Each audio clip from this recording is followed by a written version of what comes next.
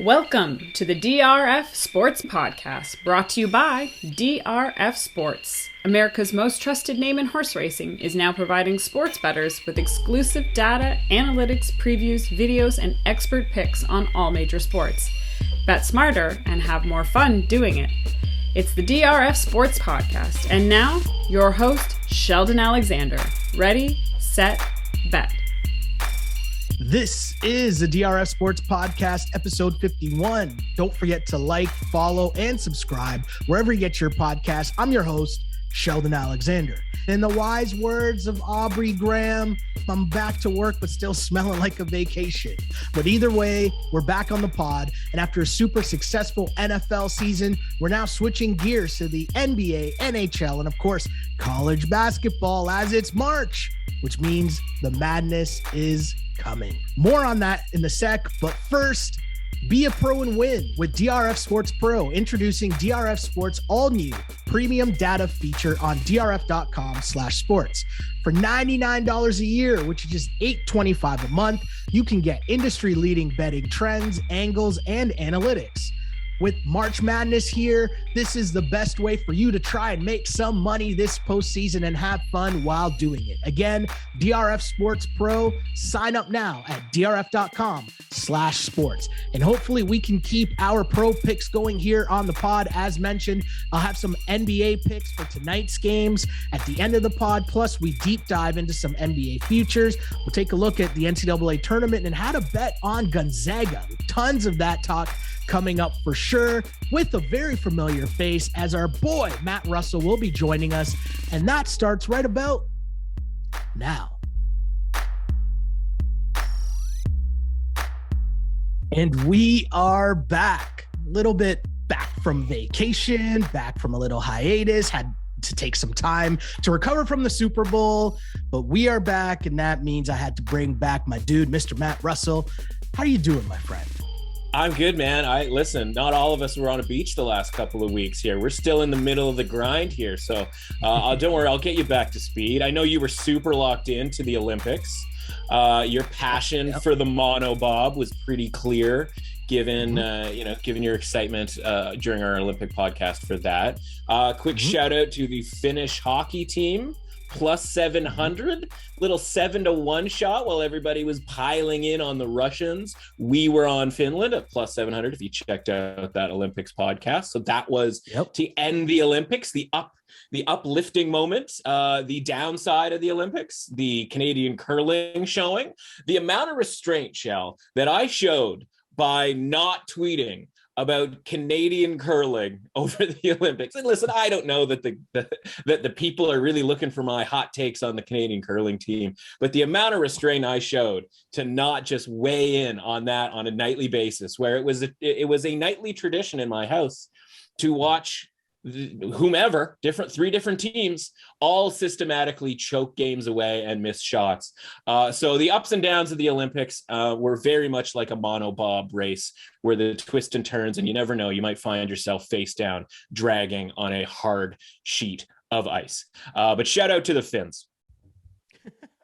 Yes, the twists and turns of curling remind me of the twists and turns of driving up the mountains of St. Lucia. But I digress, because I can make this podcast into a travel pod very quickly. But instead, we're here to talk about sports gambling consistently. So Super Bowl is behind us. It's in the rear view, kind of like the beaches in my rear view. I know I'm going to stop making those comparisons. I know I'm going to stop at some point, but I hate you.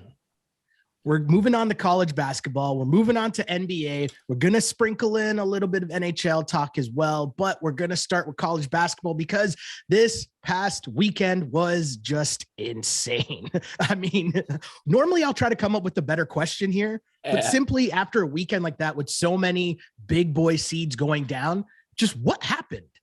Yeah, listen, I'm not going to douse any water on anybody here. I'm sitting here in my March Sadness t-shirt, which is from 2 years ago, when March was ripped straight from our cold dead hands in a lot of ways. Last year, obviously not the same, right? But this past weekend, this was the weekend that gets everybody, all of the sort of casuals, right? They sort of swoop in like, wait, this happened? Like, what? Oh my God. Like, oh my God, the tournament is going to be so great. And you know what? You're right. Because the tournament is going to be so great. You want to know why the tournament's going to be great, Shell? Because the tournament's always great. That's what the tournament is, right? It's not called March. This was a pretty predictable tournament. It's not called March. Yeah, we all had a decent time, but we'll forget about this soon. It's called March Madness, right? The madness is upon us. It is March 1st. Breaking news, everybody. March is actually here. And I'm wildly excited about conference tournaments and all of that sort of stuff that we're going to get into. But Saturday specifically, from a betting standpoint, it wasn't the craziest thing. Like, yes, we get to do this thing where, okay, the top six, first time ever, the top six seeds, or excuse me, the top six in the rankings all lost. Well, first and foremost, there's not all those teams necessarily play every single night, or certainly on the same night. So it's not that, it's not something that you would expect to sort of ever happen, right? And just because, out of opportunity. But let's look at these games specifically. We had Auburn.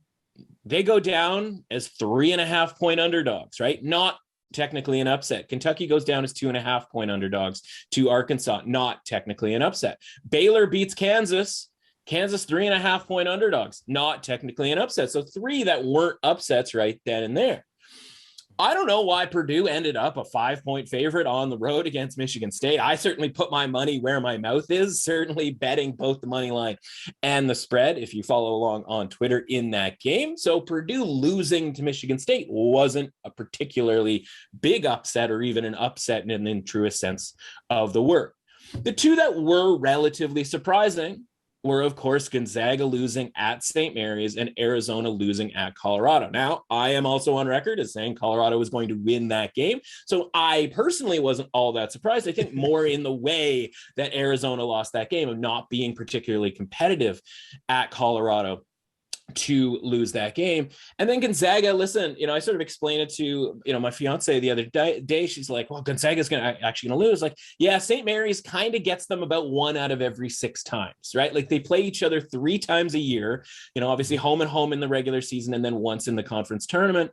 And St. Mary's is probably good for winning a game once every 2 years, right? And that kind of extrapolates out into the odds where you go, okay, if they win it 1 every 6 times, that's a plus 500, right? Like, that's a 5-to-1 type of bet, which is effectively what St. Mary's was. So this was just that time where they won. They obviously didn't win in any of the 3 opportunities. I believe they played 3 times last season. They didn't win in the first game this year, and I'm here to tell you they're probably not going to win in a rematch in the West Coast Conference tournament next week, right? And so it's just a matter of probabilities, and that's the fun thing, because when we talk about money line sports like hockey, and we'll get into that, where it's like, okay, you have to put yourself in a situation when you're talking about money lines where it's like, okay, if this game happened 100 times, how many would this one team win? And when it comes to Gonzaga and St. Mary's and all of these other upsets or pseudo upsets, obviously the answer isn't 100% and 0%, right? There is a percentage of the time where St. Mary's is just going to beat Gonzaga. And it has to, by and large, it has to be at home in, Moraga, where like the fans are going nuts and like the place is packed and it's just this tiny gym and it's like a relatively difficult spot. And so to me, the more interesting thing and the takeaway from this was it was less about, okay, all the top teams lost, because I think there's a really large group of top teams. And so to me, this is more about Gonzaga and Arizona and West basketball, right? Like, it's if you want to get into an indictment, it's that, because depending on how you view Baylor, as far, how far west Baylor actually is, we haven't had a national title west of Waco, Texas since 1996, I think, with Arizona. Mm-hmm. And so it's less about, we'll get into this whole concept of Gonzaga being this team that like, oh man, they're just never going to get it done. Like they fail in the tournament, as if they haven't been to the final in 2 of the last 4 years. And the other 2 years have very reasonable losses along the way two very good, very talented teams late in the tournament, right? We're still judging them on Adam Morrison crying on the floor against UCLA, a team that, by the way, had like Kevin Love and Russell Westbrook and like legit NBA guys, right? And we're going to sort of beat up Gonzaga and because Adam Morrison was their best player, a guy who didn't really do anything in the NBA, but it's because we created hold on. NBA champion Adam Morrison. Okay, that's true. He did get a ring with the Lakers, right? Yeah. Just put some respect on his name. Just sitting at the end of the bench, like working the mustache over and over and over again.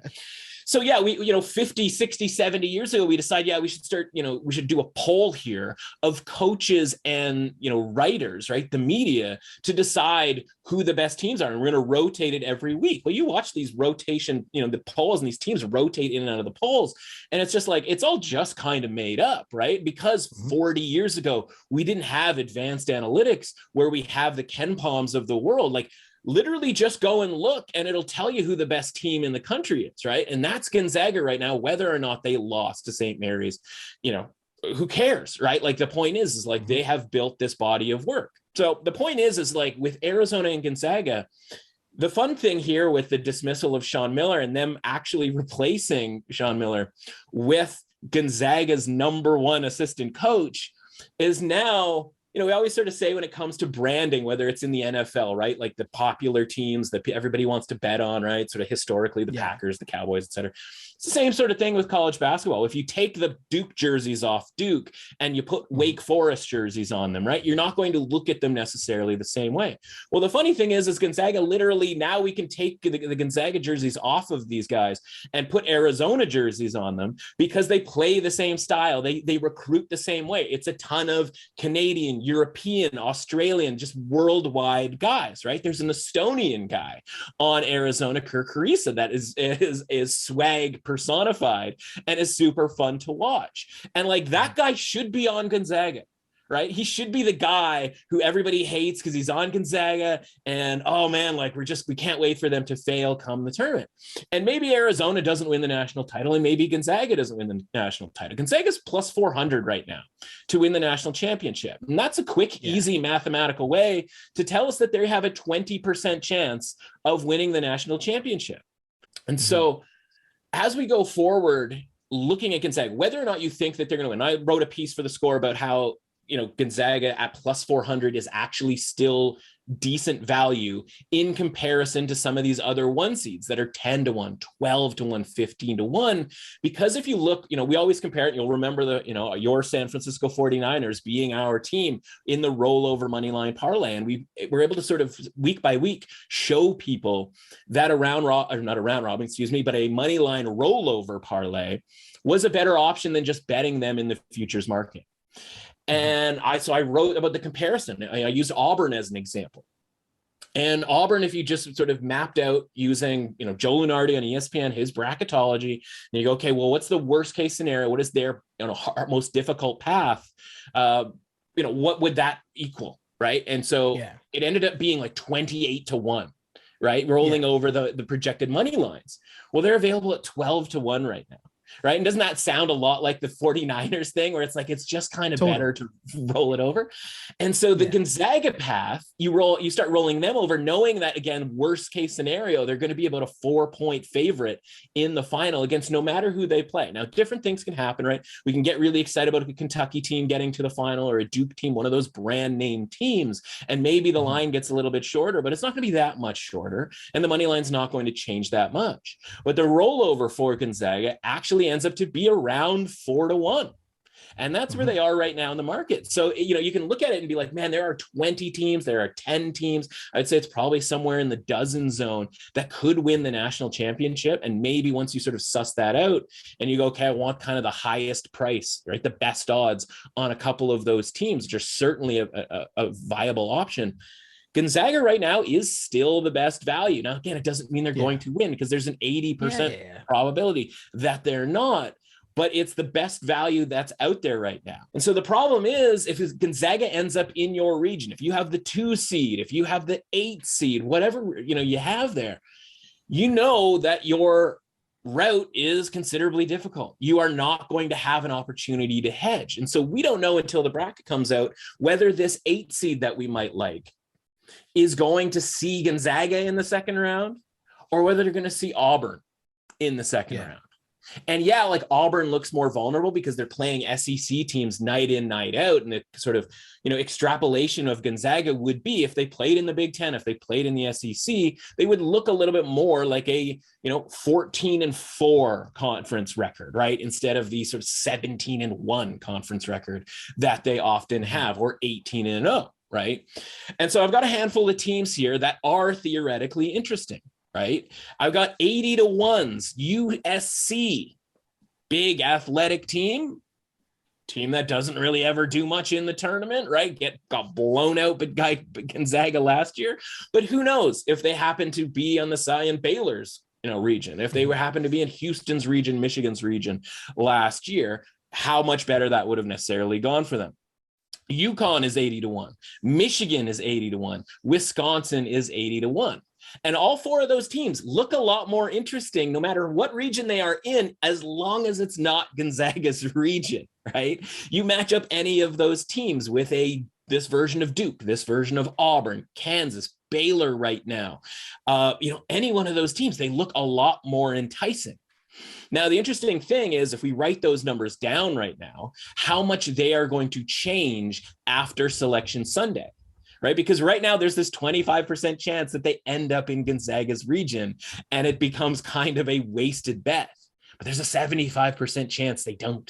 There's a 75% chance they end up in that, like last year's Michigan region where we all sat around and knew, we thought Illinois would do better last year in, as the 1 seed in their region. They end up getting upset and that was a surprise. And it ended up being a relatively surprising thing that Houston made the Final Four. And I think a lot of people forget that Houston made the Final Four last year as the 2 seed.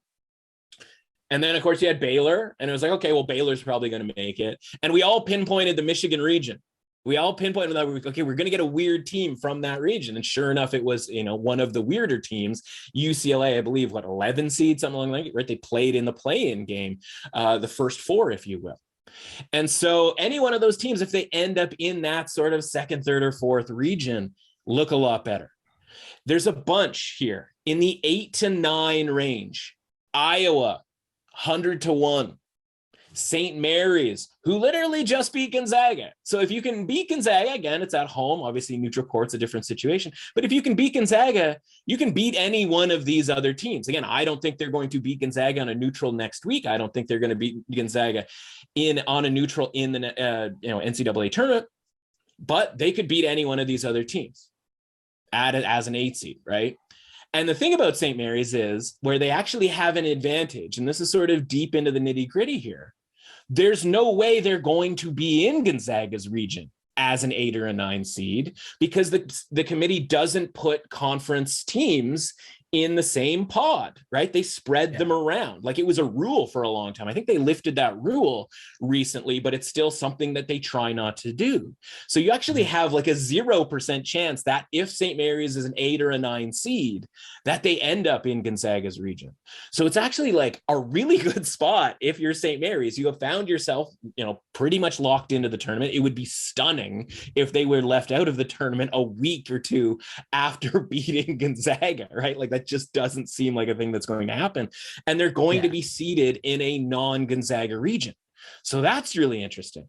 Other ones that are 100-1 or better, and these teams are teams that have to be considered, if they're a lock to make the tournament and they are 100-1. That's sort of the intersection here, right? So you got Colorado State at 100-1. You have Iowa State that's right now an 8 seed. Again, not saying it's a lock, but if you're an 8 seed, if you're projected to be an 8 seed on March 1st, there's a pretty high probability you're going to make the tournament. 125-1 for Iowa State.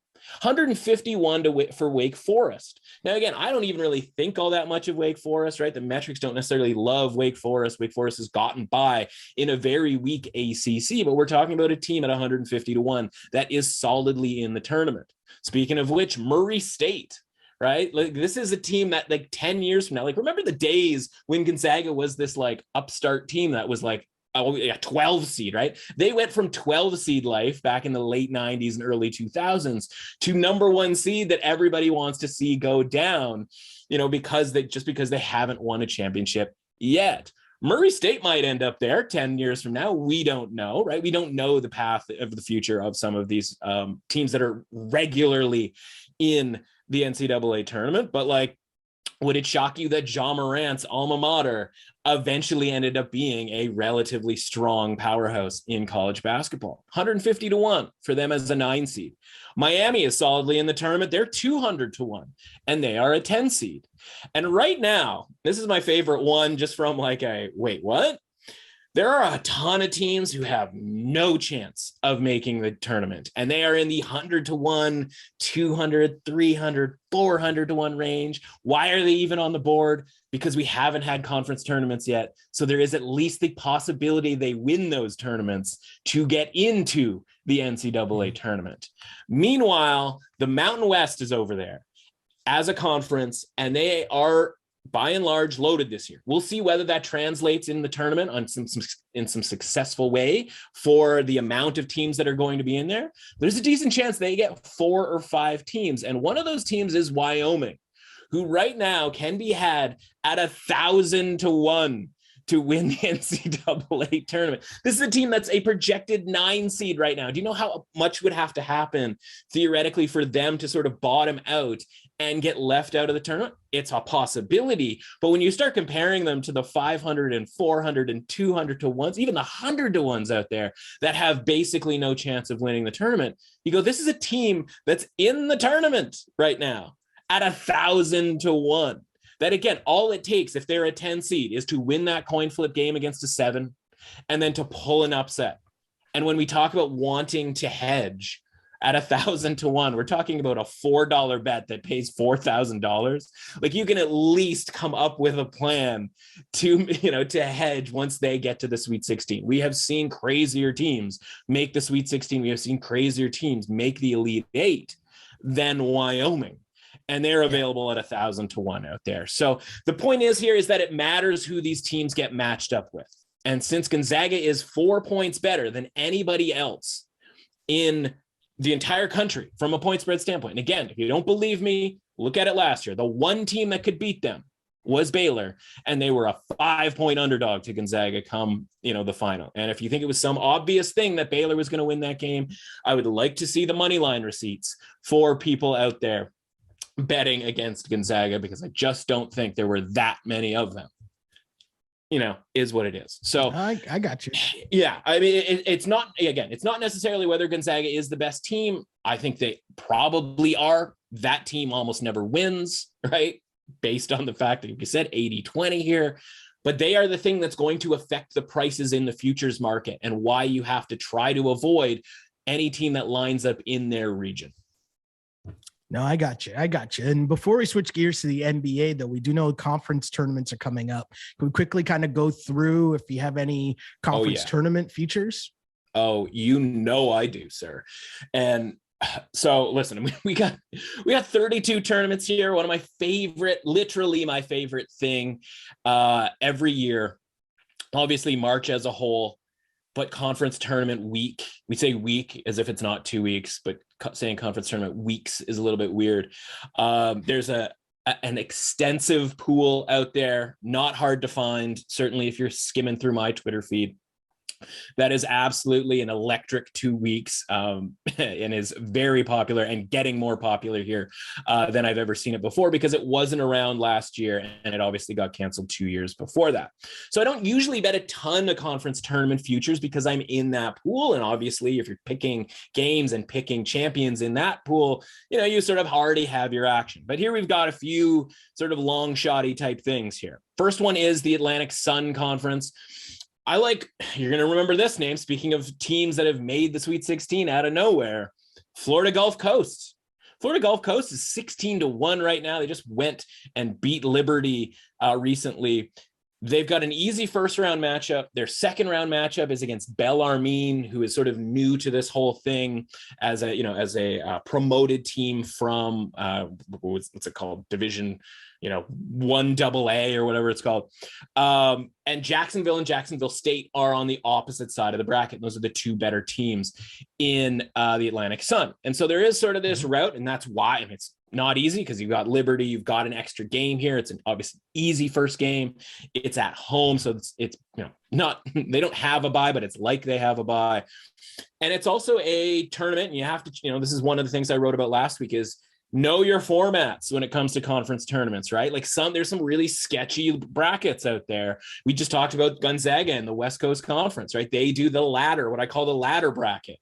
Whereas every time you go up a step, you have to face a team that hasn't had to play a game yet. Gonzaga gets a triple bye into the semifinals. In this case, this is a campus only tournament. You are playing road games. You are playing home games. There is no neutral site for this tournament. That can be a little bit tricky, but if you can go to Liberty and take them to overtime, you can go and you can win anywhere. So this one's a longer shot. It's 16-1, but Florida Gulf Coast in the Atlantic Sun is for me there.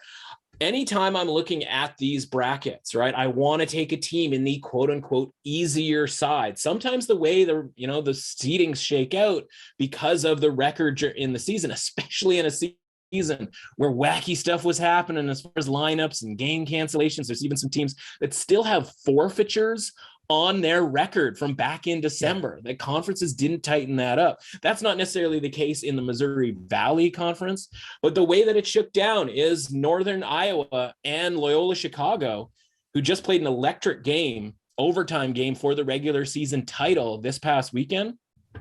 UNI, Northern Iowa, won that game, and it kicked Loyola Chicago down to a 4 seed just based on record.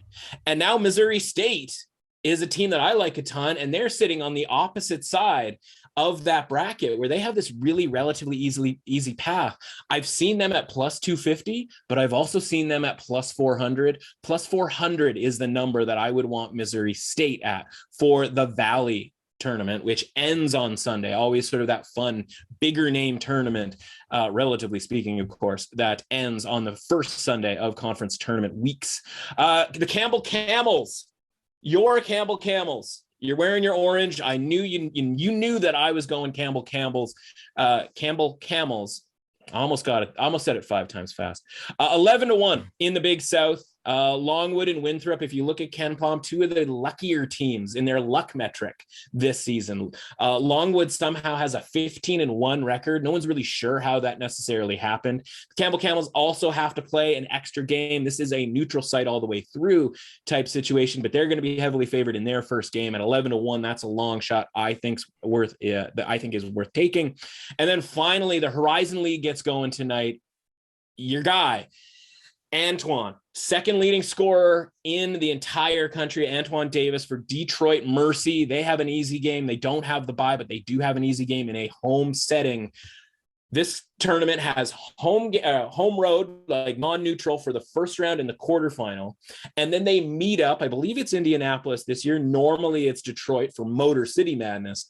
They normally end up in Detroit. Unfortunately for Detroit, they don't get these sort of home games, if you will, if they can get to the semifinal. But I think they have a winnable road game against the team that they've beaten twice already this year in Northern Kentucky. Oakland and Cleveland State are probably the 2 best teams in that conference in the Horizon League. They are on a different side of the bracket. This is one that reseeds, though, so you have to be a little bit wary of, sort of wacky upsets kind of skewing things from a bracket standpoint. But it looks like if the seeds hold tonight, that Detroit will have a relatively easy route. And again, I'm saying that as a 12-1 long shot here, at least a decent route at 12-1 to win the Horizon League. So those are the 4 that I've got right now. Anything that I add, I promise I will let everybody know. But those are some fun ones early on in conference tournament season. Obviously, we could easily go 0-4 because every one of those is not the favorite, is a relative long shot. If you're dying for a favorite, just go and bet Colgate at plus 200, I think right now, is the best number on Colgate to win the Patriot League. That team is an absolute in that league because everything's relative. Once they get to the tournament and they're a 10-point underdog, they cease to be a truck. Sounds good. And of course, we'll be back with more picks and more updates as conference tournament week continues on our next pod on Friday. But let's switch gears here to the NBA. And for me, I'll say this, right? This, and I'm not the only one. This is by plan, right? This is what the NBA wants to happen. But this is where the NBA season really picks up. Post Super Bowl, teams are starting to gear up for the playoffs, but also the way that the NBA schedule is made, they backload a lot of the big boy matchups for their national TV sched. So post football, Thursday nights on TNT start. There's obviously the Saturday night game on ABC, the Sunday afternoon game on ABC, and they do this so that we get to see things like Bucks Nets. I mean, assuming the Nets were healthy, but you get the point of what I'm saying, right? You get your big boy teams in big boy matchups. So we'll use the Heat, for example, right?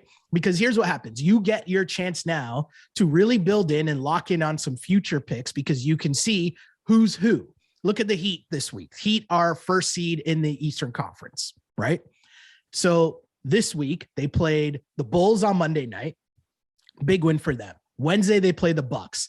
Thursday they play the Nets, which could be KD's return. And then Saturday they play the Sixers. So we can sit here and talk about futures and know that after this week, we have a pretty good look at just how good the Heat are, but also just even wins and losses, you get to see a lot about the matchups.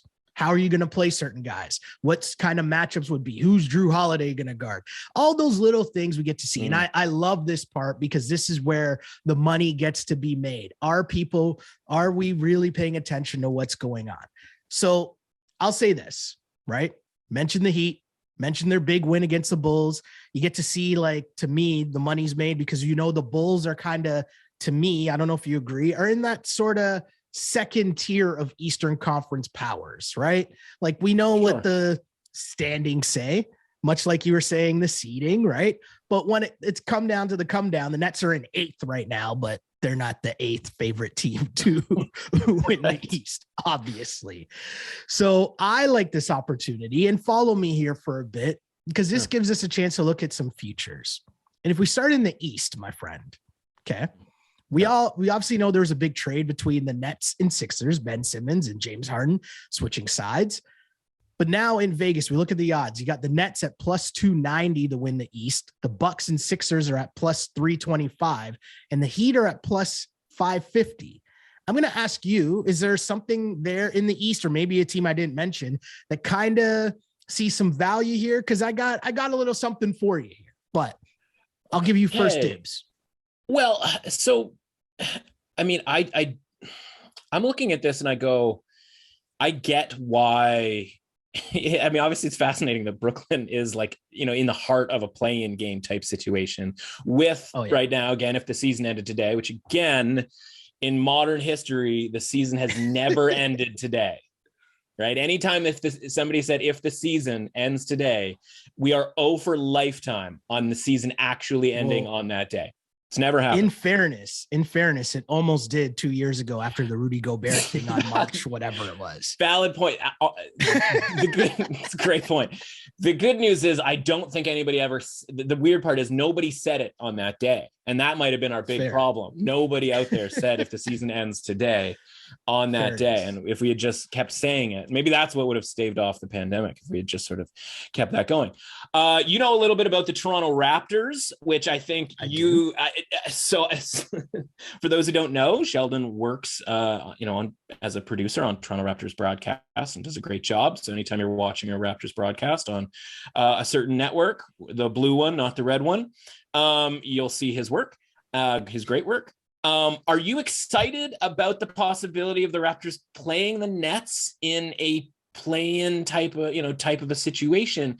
And obviously we've never had a play-in, we've had the play-in or whatever, but we don't have this like long history of like what happens to play-in teams, as far as where they go, like whether it's play-in or whether it's 8 seed, 7 seed, like the team that has the quote unquote players to do it. It's always like this carrot, right? That is like, oh man, if they just put it together. Speaking of if the playoffs ended today, if they put it together is another one. Yeah. When do we ever see these teams put it together? Do you know what I mean? Well, there's not that many examples of it, but like, do you believe in the Nets and their ability to put it together And because I guess it's a lot of health, right? We haven't seen Durant, Simmons, Kyrie all on the floor. That seems like sort of a weird combination to me. I mean, obviously any combination that involves Ben Simmons does sort of, trend towards being a weird combination. And me, I'm not going to, this is the first I've looked at standings because I could care less about standings, whether it's in the NFL, the NBA, or college basketball, or the NHL. Obviously don't think that Cleveland is necessarily a better chance to beat, to win the NBA championship. But you mentioned the Heat, and this is the first I have heard that they are the number one seed in the entire conference. How long that necessarily lasts is certainly interesting. But yeah. What's your expectation for the Nets here? They've played 62 games, so obviously 20 more games left in the season. They can obviously move up. Do you expect it to be this massive train all the way through the league? And does that matter right now at, plus 550 to win the NBA championship? That can't be a bet, because as we said, normally, we just talked about college basketball, you need time to improve your standing, and the Nets have the time to improve their standing. But what's that going to get them from plus 550 to plus 400? Is this a Gonzaga situation from an odds standpoint? It's not like they're 20-1 right now, which anybody else who are in a play-in type range here. I mean, even just look at the Raptors, who I literally have to click on show more teams just to get to the Raptors at 50-1, right? Now, obviously, I'm not suggesting the Raptors are going to win the NBA championship or whatever, but if we thought the Raptors were going to move up, then them at 50-1 would be interesting. I don't feel the same way about the Hornets or the Hawks or anything like that. But what are we supposed to do here with the Nets? And you said you've got something spicy for us. I can't wait to hear that. So here's my thing, right? You look at the Nets, and the reason why I love talking about basketball and talking about basketball with you and on this pod is because what we try to do is amalgamate the conversation and discussion between the numbers and the basketball eye test. Basketball is such a different sport than, football or baseball or hockey, in the sense that, one of my favorite memes is that Kevin Durant interview where he looks at the interviewer and he's just like, "What do you mean? I'm Kevin Durant." Right. And it sounds so extremely cocky, right, but at the same time, he's right. So you can look at this team and say, yeah, they're in the play-in right now, but Kevin Durant's supposed to come back on Thursday. You hope that he's healthy. You anticipate that he's healthy. And how we have these discussions are tough because it's all based on health. And Kyrie Irving, I've said this for all of Kyrie Irving's career. He's been injured more than he's been healthy during his entire NBA career. And we don't really talk about that. So Kyrie, now that he's missing games because a couple years ago he wanted to just sit out and didn't want to join the team in the bubble. And now we obviously know what's happened with the vaccine and all that. We know that he eventually, it looks like all sides are pointing towards him being able to come back and play this season. So you add that to Kevin Durant, who is arguably the best player in the league, if healthy. You add that to whatever you're going to get from Ben Simmons.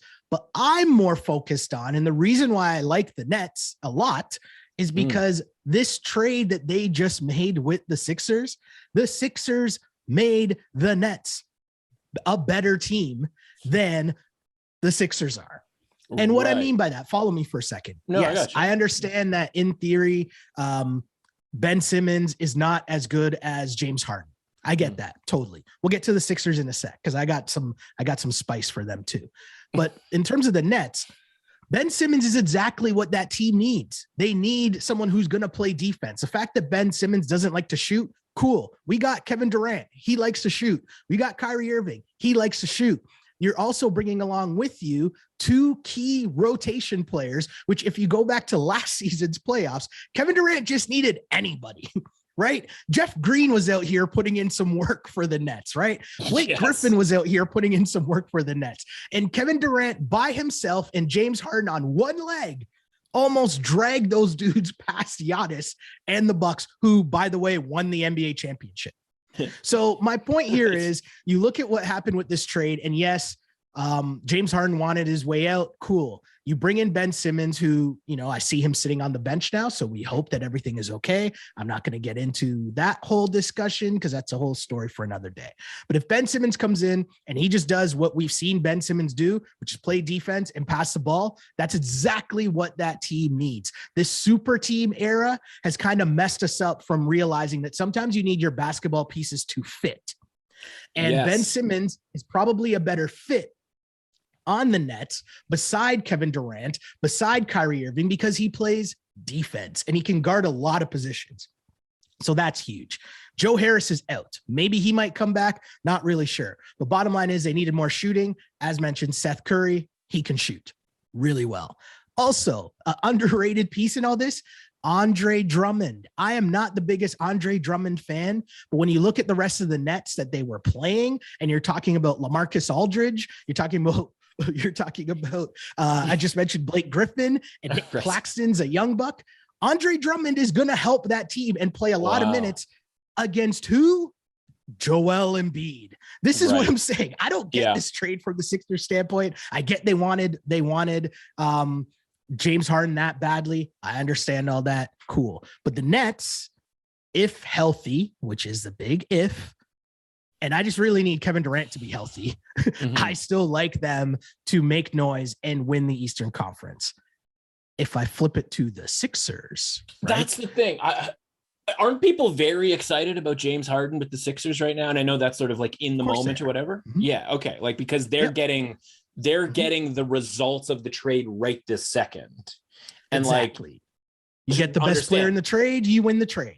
Right. Like, you are a card carrying member of like the James Harden, like full on.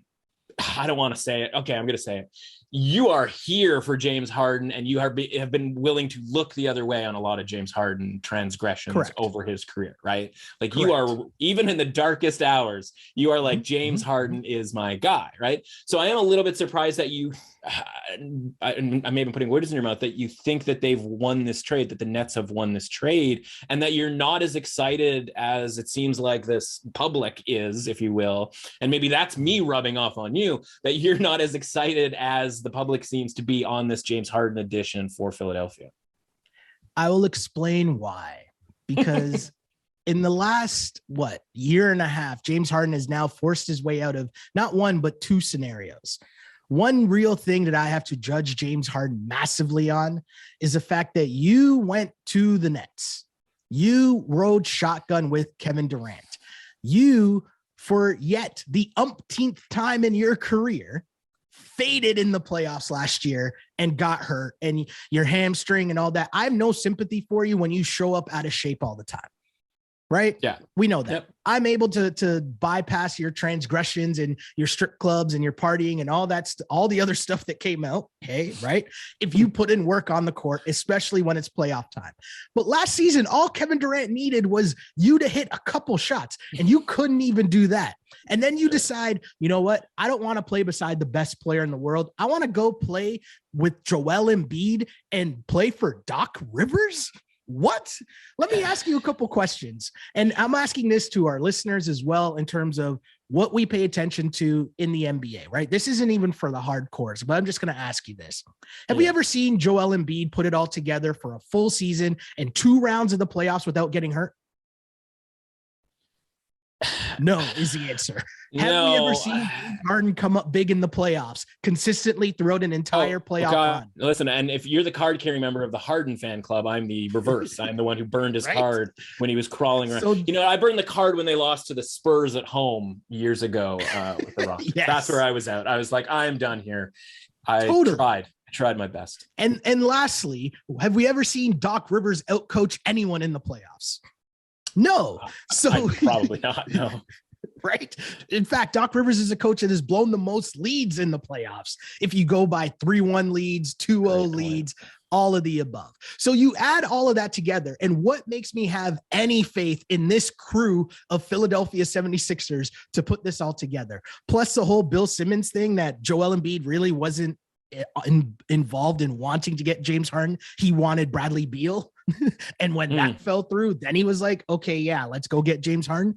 My whole point is these two dudes have a history, all that trio, that triangle of Doc Rivers, Joel Embiid, and James Harden just have a history of playoff failures. So until I see that, I'm going to ride with Kevin Durant. So the market, I'm going to ride with Giannis. The market does kind of agree with you though, right? The Nets are still, despite being below the standings, like it's one thing if they're below some of these other teams in the standings, the Bulls and the Cavs or whatever, where once we get into the playoffs, we don't really think that much, but like they're still below the Sixers. Yeah. Presuming what if I told you I like the Heat more than the Sixers? I would believe that because, if you also carry a card for the Miami Heat and the Heat culture, like we sort of already know that. Obviously when it comes to the NBA, right, like home court advantage means something, right? And it means a lot in a lot of these cases. And so I think the market agrees with you when it comes to Nets over Sixers because, the Nets are literally over the Sixers right now. Correct. In the betting marketplace. So I don't know that there's an actionable bet at the moment. And, because you're going to get probably, I don't know if you're getting decent prices on the Nets, but like if they don't get out of that, that play-in situation, there's at least an implicit probability there that they don't, right? And so that's sort of built into the number. But the number again, like they're ahead of the Bucks right now. They're literally the favorite in the Eastern Conference, right? But I also think that the Nets might not be in the play-in tournament. Right? Like let the season play out. There's still a bunch of games. They get out of that scenario. That's not even a thing. Right? Like that's there's still a very good chance of that. Of course, but it's not a non-zero chance that they stay in the playoffs, right? So like even if you set the number at like minus 1,000, that still exists. And the problem I have, I guess the target to get out of the play-in game. And we haven't mentioned the Boston Celtics, which I think is really interesting because when we talk about teams that like have a way to move up in their standing, in this case, quite literal, their standings, and are priced at a place where like they could move up at 18-1 to win the title, like there is room for improvement, if you will, right? And just based on sort of looking at their, their last 10 is, 8-2 in their last 10. They had a big run, even sort of if you stretch it out even further than that. And of course, the Milwaukee Bucks are 5th right now. And again, we're tied for 4th with the Cavs. So the Cavs are kind of the target because it's not going to be easy for the Nets to make up 3.5 games on the Celtics. It's not going to be easy for them to make up 4.5 games on the Bucks. And so now you got to make up 4.5 games on the Cavs. And like, maybe that's easy. Maybe that's not. I have to look at the schedules, how many home games each team has left. Like what's the bar that the Cavs are going to set, right? Because if the Cavs go 12-8 in their last 20 games and you got to make up 5 games, you got to go 17-3. And so like, until I see this team on the floor, I need to see this team on the floor before I'm going to say that they're going to be a 17-3 or even a 15-5 in their last 20 games. And at this price of plus 550, that's not going to move up that drastically because they're already the favorites. I don't disagree with you, but like, this is a wait and see thing from a pricing standpoint. Totally get it. And this is why we do well on this pod because we're coming at this from completely different angles, right? Kevin Durant's coming back, should be back on Thursday, which means if it's not Thursday, it's soon. Ben Simmons, we know they're just making stuff up to delay his return until after they play in Philly, which I think is like the 6th. There's like, it's sometime soon. It's like next week. But they've been, he had a back injury that is now, harming his reconditioning and all. Like, come on, we know what's going on here, right? But those are all the behind the scenes things that happen, right? So you look at last night, and we'll get to picks. I'll make some picks in a bit, but like that Nets lineup that they threw out against the Raptors last night, and the team they're going to put out again tonight, that is a sad, sad, sad crew. But if you add just Ben Simmons to that, if you add just Kyrie Irving to that, we saw it on the weekend. Kyrie with that crew was able to win a big time game against the Bucks, right? So like, we know with just adding one star, and I hate using the term star because that's such a weird term now, but you add like three of your best players to that, right? That becomes a different team. And 15-5, I would not be surprised if they're able to rip that off. That's just me. But I know what you're saying. Okay. Betting on it is like a different game because like, well, where's the value there? And I understand that. I'm just saying probability. You tell me two of those guys can play. They're gonna run through the rest of this regular season and get ready for the playoffs. Right. So here I'm just looking at their next 5 games, right? And you said, you mentioned the Philadelphia game sort of at the back end of this. It's Thursday on the 10th. And so it's Toronto tonight where they're 8.5-point underdogs for reasons that you just mentioned. Going to lose. They're right. Then they have a home game, but it's against this Miami team that you like a lot. And again, we don't know necessarily who. Right. So we're piling up L's. Then it's at Boston. But maybe Durant is back for that Thursday. Okay, great. So, but like, again, first makes it a little better.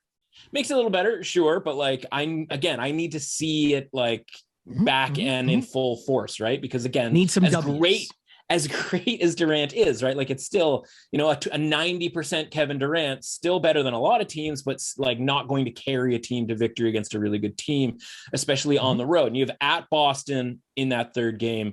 At Charlotte is the next game, and it's a road game in the NBA. So, I mean, like, what's the spread necessarily going to be in that game? Obviously, we need to know how many people are involved. And then at Philadelphia.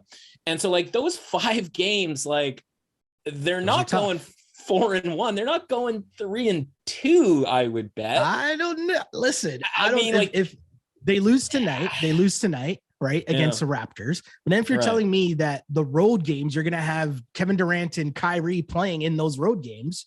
Okay. Why can't they win those games? Why can't they win any of those games? It's not that they can't. It's that, like, what's the probability and, like, how likely is it that it gets to 3-2? And even if it gets to 3-2, what does that mean, right? That means 12-3 for their last 15 games. Now, things get a lot lighter, right? Your New Yorks, your Orlandos, your Dallases, your Portlands. There's a Utah game that'd be tricky. At Memphis, that would be tricky. At Miami, that would be tricky. I'd be more focused on how many. Right there. What I would be more focused on is which are the road games, because that means Kyrie's playing. Right. So that's a bigger deal. And I assume that after the Philly game, Ben Simmons will also be back.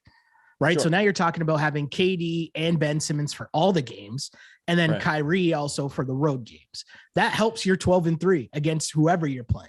You give me those 3 dudes. And again, the rest of the team, like looking at that team last night against the Raptors, like there's a lot of James Johnson involved, right? Yeah. Like an appalling you replace those. Yes. And you replace those minutes with Ben Simmons or Kevin Durant or whatever to Patty Mills and LaMarcus Aldridge and, what's their rookie, Thomas, right? Like they got some pieces there. They got some pieces there. No, sure. And listen, if we expect them to lose tonight, like, by the way, we just, we said, okay, it's going to be hard for them to catch Boston. It's going to be hard for them to catch Milwaukee. And like, we've sort of narrowed down that Cleveland is the target. But they're going to be 3 games after tonight. They're going to be 3 games behind Toronto too, right? Yeah. So you need to hop 2 teams. So again, like, totally true. Yes, they might go 15-5. And again, that's still a might, by the way, that they even get out of the play-in term, because again, maybe Cleveland goes 14 or 13-7 and Toronto goes 13-7. Right? Like, all of these things are in the win probability pie. Still like less than 50% chance for me. Yeah. Now, again, this is like, we'd have to get into money line projections and like advanced mathematics that neither of us are qualified to do. But like, for me, it feels less than 50% that they're going to be able to catch both of those teams, right? Because that's what they have to do. They have to catch and pass both teams. So your thing is wait on the Nets until the playoffs are set. If you want to bet on the Nets. Yeah, no, that makes sense. Yeah, or at least sometime. Yeah, and that's what I mean. We don't disagree on because you are the NBA connoisseur in that you can tell me what to expect from a team when they get fully healthy, right? And I can look at it and go, like, historically, who do I feel good about from a player standpoint? Obviously, I feel great about Kevin Durant, Kyrie Irving less so, and Ben Simmons, like, the jury is still mega out on. So that's where I will come from when I look at these teams. And my general strategy when it comes to basketball or sort of concept, and we can wrap it on this, is like any one of these teams, any one of these players on any of these teams can make open shots, right? Yeah. And if you're able to create open shots, basketball gets a lot easier. And if you're willing to defend to not allow open shots, basketball gets a lot more difficult, right? And so, field goal percentages go down, and, you can throw out regular season percentages and all of that stuff. That's the fun part about the playoffs, and why you mentioned the pieces fitting together. That's what we mean when the pieces fit, right? Shots, open shots get created, and all of a sudden, a guy who lived his life as a 35% shooter becomes a 43% shooter. And the guy who lived his life as a 43% shooter in the playoffs becomes a 35% shooter, and he can't hack it. And so I need to see, like, basketball is a gel thing, right? And as much as we go best player on the team, is going to win this game, like, I think we've seen over the course of the last decade, like, that hasn't necessarily been the case, right? I mean, how many LeBron finals was he clearly the best player on the court, but he ran into the Warriors who were zipping the ball around, and it was open shots for quality basketball players, right? And so, like, I need to see more, whether that happens 5 games from now or 15 games from now or 20 games from now. It's really just about, like, there isn't enough room for improvement from an odds standpoint and a standing standpoint. And even if you have to step foot on the court in the play-in tournament, like, there is a probability that you might lose. It might be 10%. It might be 20%, something along those lines. They might be minus 400. Let's say they get into that spot where you're the home team and you only have to win 1 game. Like, that still exists in the implied parlay of the situation where you do that. And now you're going on the road to a Miami Heat team, potentially, that you like, right? For games 1, 2, 5 and 7. Like, that's an issue. Like, yes, they still might be minus 250 or something like that as a quote unquote road favorite in the series. And that's before you even get, like, think about the path of road Miami, road Milwaukee, road, Philly or Boston, or, what I mean? Like, two more series of that, like that the rolling, parlay for that has to be better than plus 550. And the only way that I would be more interested in this as a, bet is if they have improved, but I just don't see them getting into that 6, 7. And by the way, the standings are so messed up that, like, being a 6 or 7 seed might not be that great anyway, because you might be on, when we talk about bracket sides, right? You might be on the Sixers Bucks side of the bracket, where you might have Sixers in the first round, which could be worse than the Heat, right? From a matchup standpoint. And then you get Bucks in the second round.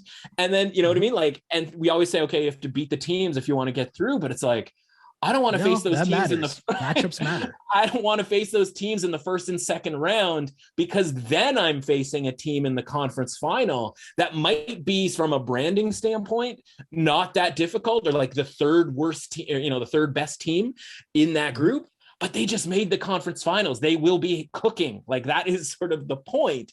And whether that's the Cavs, if the Cavs make the conference finals, like, that's going to be an issue. We saw the Bucks have at least some trouble with the Hawks last year. And if you told me the Hawks were going to be in the conference finals against the Bucks, I would have been like, okay, easy pickings, right? Yeah. So no, for sure.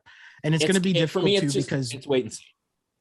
Yeah, and it's going to be difficult too, because obviously, like, you got the Cavs and the Bulls up there, and even the Celtics, right? But, like, those matchups, Boston's 5.5 games out of first. So it's so tight. There's going to be so much movement. It's going to be a crazy finish to this season for sure. And, we're interested in seeing where the East breaks down. I still think it goes through some form of the Nets, Bucks, or Miami, but that's just me. But I think for the East, we'll save the West for Friday, and we'll discuss the West. We'll also look at more title odds and then some MVP talk as well. We'll do that on Friday. But before we go, I just want to give out, it's Tuesday. We'll give out some NBA picks quickly. I'll just go through that. I'll pick 3 games and kind of go through and see where we stand, where we agree, where we disagree. And, again, we're making these picks at 9 a.m. Tuesday morning. So the rule is, for the NBA, what we normally try to say is, obviously a lot can change, and these picks are dependent on the stars, at least, all playing, right? So take that with a grain of salt, as you will. So Nets versus Raptors. We just talked about this. When I wrote it down this morning, it was at -8. You just made me aware that it is -8.5. I still like the Raptors. I will not normally lay that many points in a game, but last night the Raptors rolled Brooklyn in Brooklyn 133-97. That's a whooping. Brooklyn now traveling to Toronto. There's still going to be no KD, still no Simmons, still no Kyrie. The Nets don't have enough people. Raptors -8.5. Plus, they're going to be in front of fans for the first time in a long time. Maybe Fred VanVleet plays, as he didn't play last night. Either way, Raps roll, second night in a row. Give me the Raps and all those points. I will take them. The Warriors -1 versus the T-Wolves. Wolves second, they're a young team, second night of a back-to-back. That's a tough thing for teams to learn how to win consistently in the NBA. One thing young teams don't do well is win on the second night of a back-to-back. Big win for them last night in Cleveland, but this is a level up against the Warriors. There could also be some potential value here because I could see the line moving up as Klay Thompson could be announced back in the lineup as he missed the Warriors last game with general illness, whatever that means. Sure. So give me the Warriors at -1. They are not on the second night of a back-to-back in the T-Wolves and going to the hostile environment that is, I'm joking. Anyways, in the last game, give me the Celtics. Celtics at -6.5 at home to the Hawks. Celtics had their 7-game road winning streak snapped by the Pacers. But overall, you talked about the run the Celtics have been on.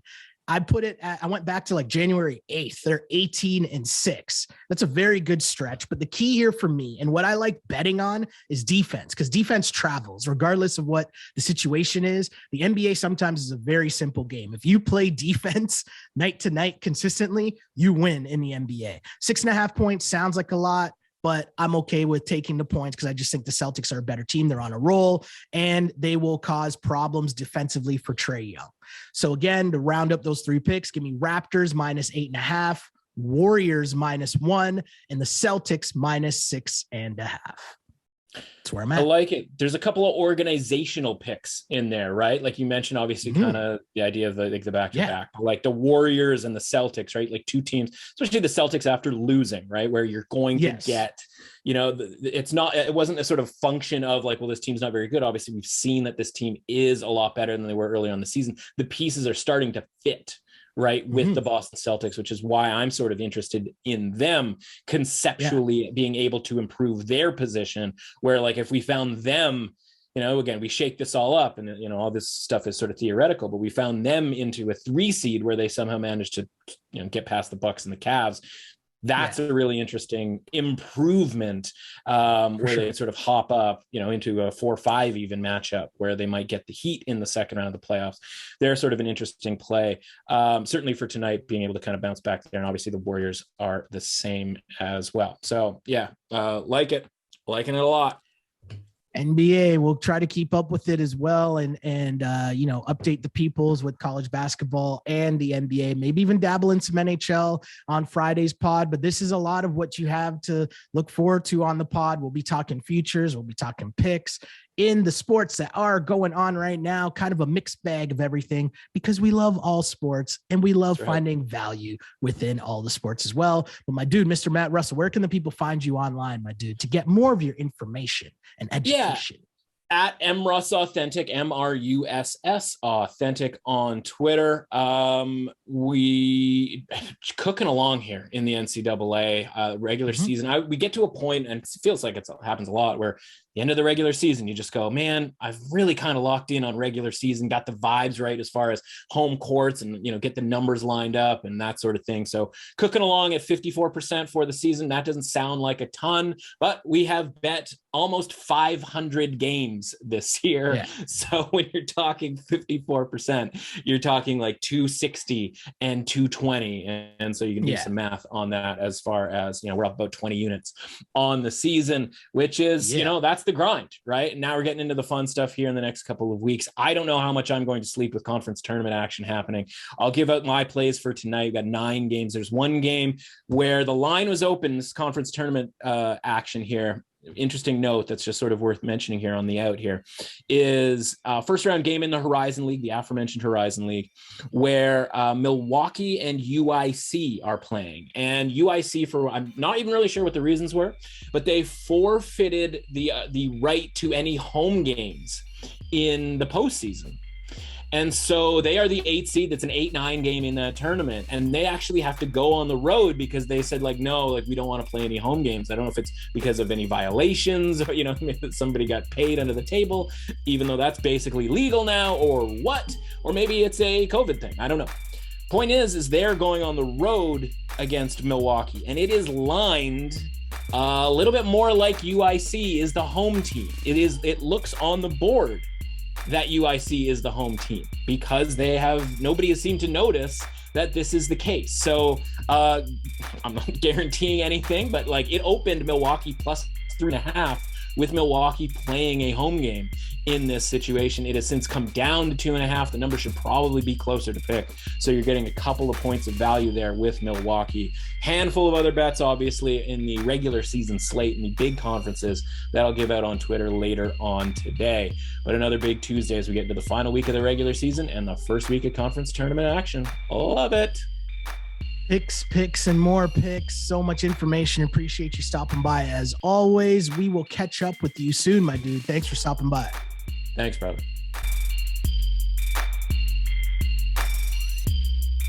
Thanks to Matt for coming on the pod. And if you want to follow me online, you can do so on Instagram at Sheldon Alexander and on Twitter at Shell Alexander. Don't forget to like and subscribe to DRF Sports Podcast wherever you get your podcasts. Also rate us, review us, like us, all that other fun stuff. But for more from this new project from DRF Sports, just a little reminder. If you're unfamiliar with the letters DRF, it stands for Daily Racing Forum, which has been around for over 100 years, giving you all of the horse racing information, data, and analysis. But now we've taken over the entire sports world. So if you want coverage on every football game, as well as the NBA, MLB, college sports, and more, head to drf.com/sports for all of the details and insights, as the site has all of the data on every game, including offensive and defensive stats, betting angles, line movements, key injuries, team stats, and more. The DRF data is what powers our power trends. So if you want to see which trends our analysts have selected, follow us on Instagram and on Twitter. If you want access to all of the raw data, drf.com/sports. That's where you can find the usual previews as we deep dive into the games. And of course, we got you covered on this podcast. However you want your betting information, we've got you covered. Again, my name is Sheldon Alexander. We do this podcast twice a week on Tuesdays and on Fridays. That's all I got for now. But until next time, see ya. Thanks for listening to the DRF Sports Podcast. Please subscribe, rate, and review the show. For more sports betting advice, go to drf.com/sports and follow on Twitter at DRF_sports.